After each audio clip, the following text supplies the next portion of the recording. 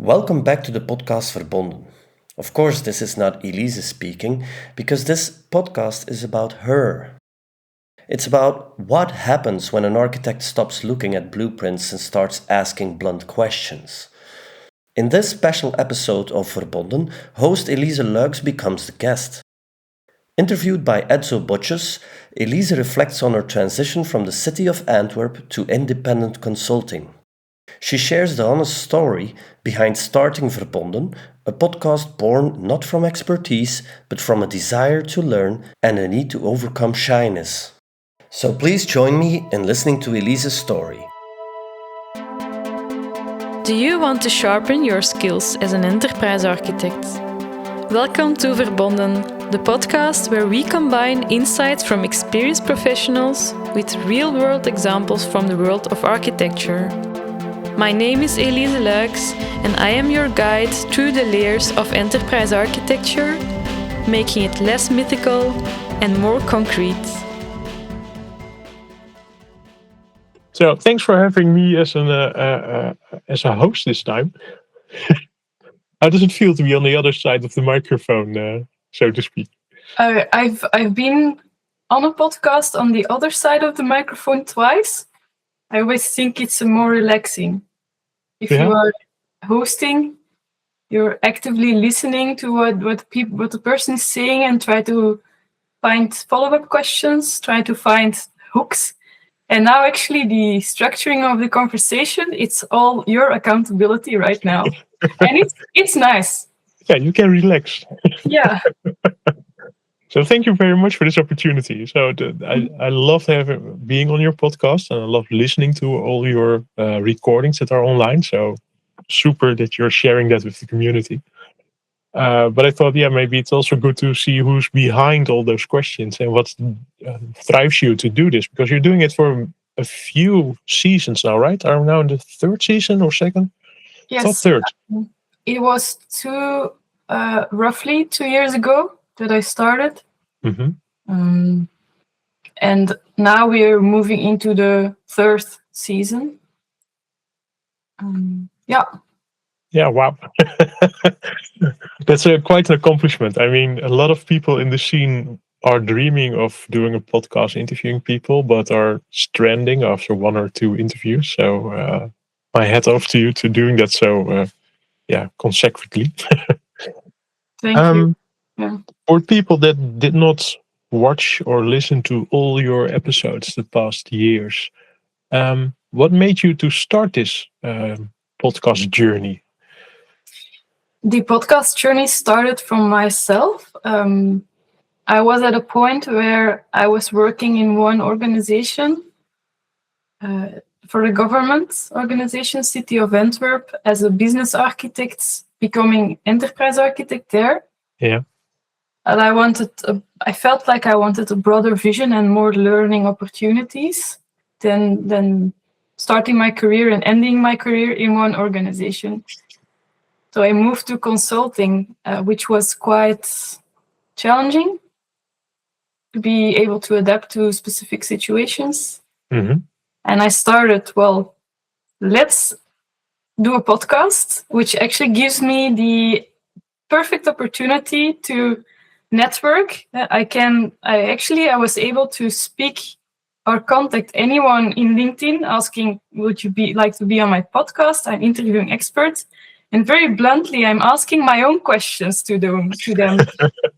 So it's more, for me, a way to approach people that I would be too shy to approach, and just very bluntly ask all my questions, because I firmly believe that people in the same situation as I, who want to learn, who want to grow as an enterprise architect, are missing something in the frameworks, in the certification procedures that we have. And I felt I was missing something as well, not knowing what, but starting the conversation before knowing what would come of it. Yeah, I'm really impressed by that approach. It's most people I know just start just like me, reading books and more books, and this is a really insightful series of interviews you provided for everybody. And I also noticed a sudden shift through the different episodes over the seasons. Can you reflect on that? How you saw that shift, and was it intentional or non-intentional? How it came to be? Most of the time, it's very non-intentional. It happens. It's more serendipity. It's the saying that you can only explain after the things have happened. Mm-hmm. I firmly believe in that one. And I had, for example, I scheduled 2 months ahead one conversation with someone who's very strong in governance. And then again, I started the consulting opportunity, and it was very heavy on governance. And then I had this person on my couch at the same point in time. I very bluntly asked all my conversations, and I had, after 1 hour, I had kind of all my answers that I was stuck with at that point. It's super efficient.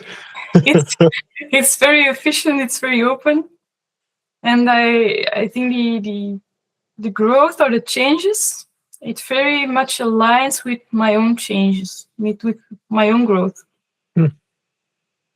which in a way makes it very vulnerable. But at this point, I don't really have a problem with not knowing, not being the expert always. But I really like to connect all the dots, which Verbonden, connect everything. And in the last season, in September, I met the intersection group through Wolfgang, who I interviewed, and he introduced to me enterprise design the way he sees it. So actually, I went to the conference there, and I did some podcast recordings on the actual event, which for me was an awesome experience to have access to these people. And they are also already releasing at the beginning of 26, like Marcia. And these people are more enterprise design and more looking holistically to the organization, not only to the tech aspects, but also the organizational aspect, the change, the leadership, how to influence the organization. So I'm finding my own value here as well, because I really like to help build sustainable organizations. On the other hand, they are competitive, that they are successful in whatever they choose. They have their identity, and they really are able to represent it. But also, I love working with teams, and I love,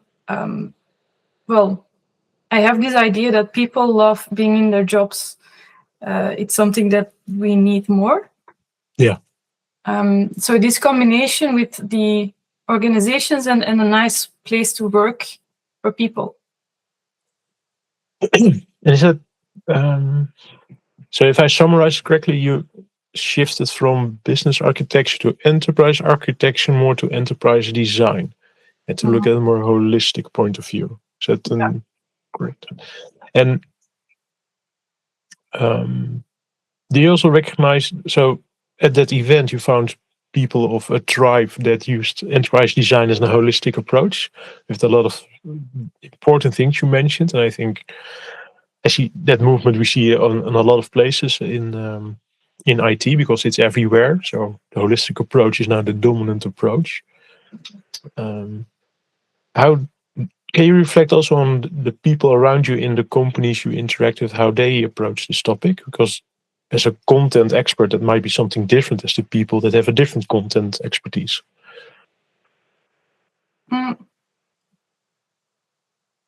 Yeah, this is also interesting in how I am working right now, because I'm an independent consultant.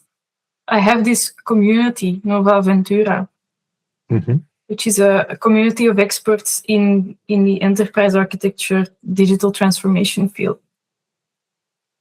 This gives me a very good environment to learn from peers, to have people who are more advanced than myself in specific topics, but also to have people to give information to them. And we try to go as a team or one or two people towards an organization trying to bring change there or to guide them. So these services, a lot of these organizations, I'm starting now to work with more management teams, which is we either are on the IT side or we land in the business side.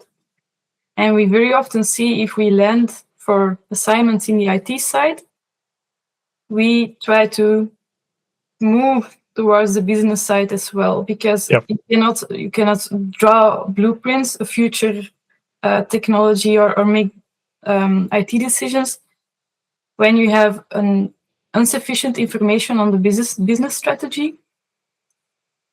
And it's the thing that I struggle with most, I think, and this is the pattern that I see, that these are not aligned, or the strategy it's there, but it's not known, or IT is a service partner, they deliver services, which means that we don't need to explain our strategy to them. Yeah. And these are the things that are drifting the IT departments and the technology implementations apart from the actual organization. Yeah. Yeah, this is a recognizable thing. And do you also see a pattern in all your conversations why these things drift apart? Because the observation is not unique. There are many books and old papers that are describing this, but I haven't read or heard stories about why this still happens. We are now in 2026. You had talked to so many experts. What is your takeaway of why do we drift apart on this? A lot of it has to do with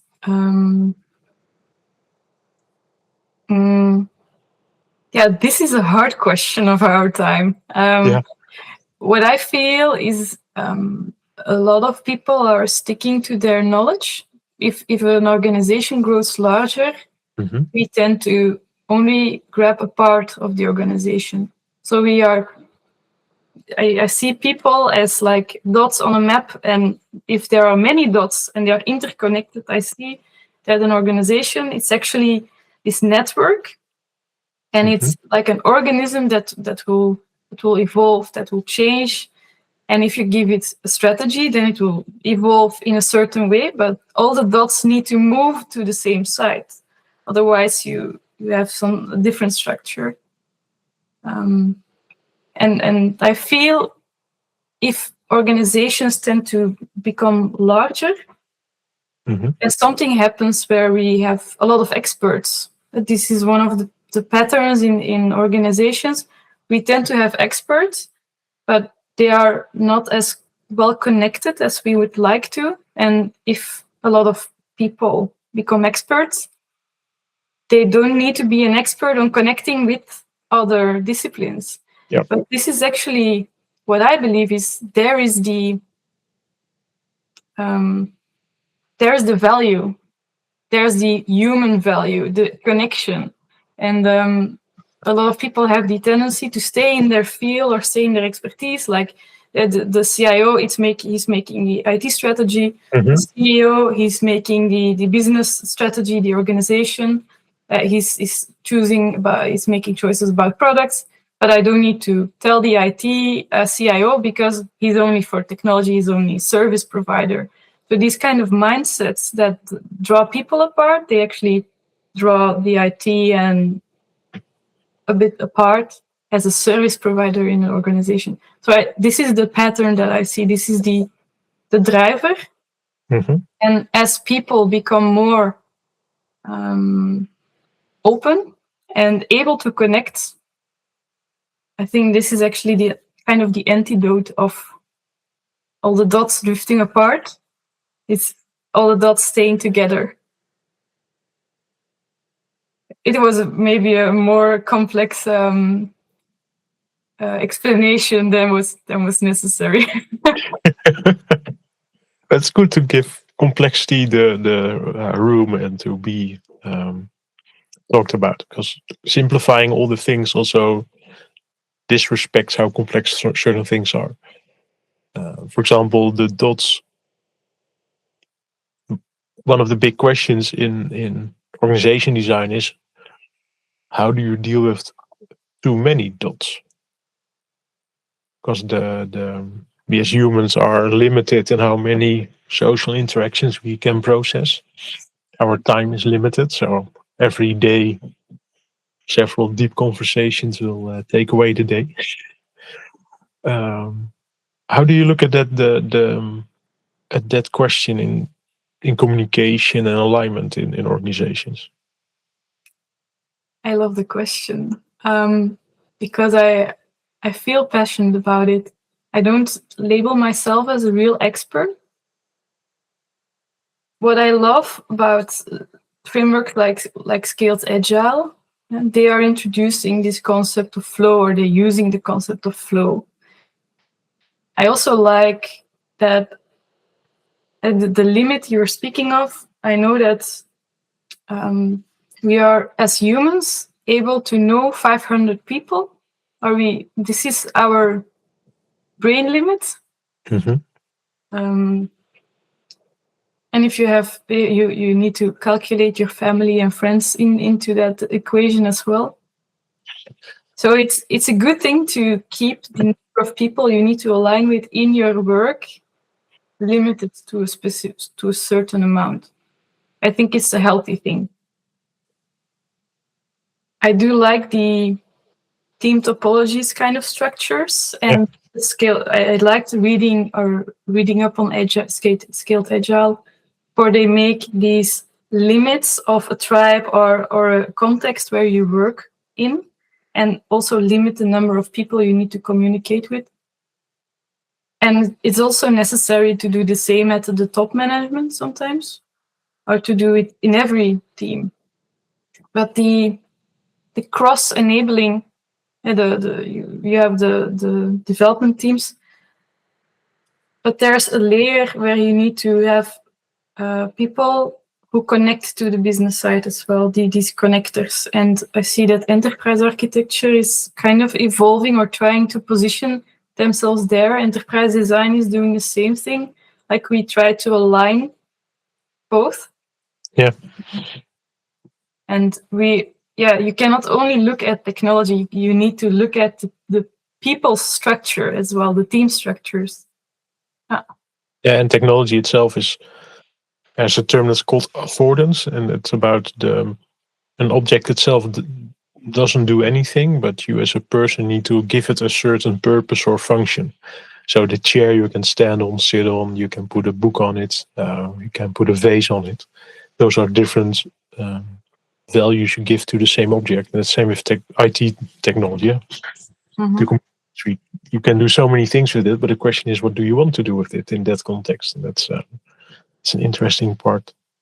So for the flow, you mentioned a few times that enterprise architecture and the holistic part you see as a development in your context.